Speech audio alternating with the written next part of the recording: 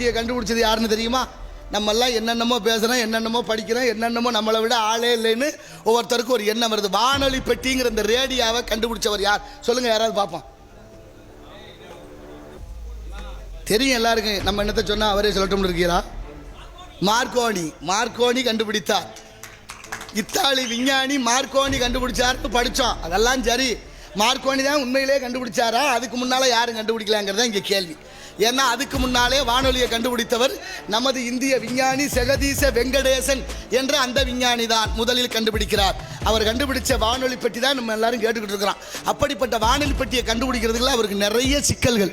அந்த சிக்கலை எல்லாம் தாண்டி வானொலி பெட்டியை அந்த ஆய்வகத்தை எங்கே வச்சிருக்காரு? ஒரு கழிவறைக்குள்ள ஆய்வகத்தை வச்சு பயன்படுத்துகிறார். அதுக்குள்ளே வச்சு கண்டுபிடிச்சிட்டாரு. இந்திய அரசாங்கம் அதுக்கு அங்கீகரிக்கவில்லை. அவருக்கு ஒரு அதுக்கான அங்கீகாரம் கிடைக்கவில்லை. ரொம்ப வேதனைப்பட்டு கொடுக்குற நேரத்திலே அந்த இத்தாலி விஞ்ஞானிகள் மார்க்கோனி ரேடியோவை கண்டுபிடிக்கிறார்.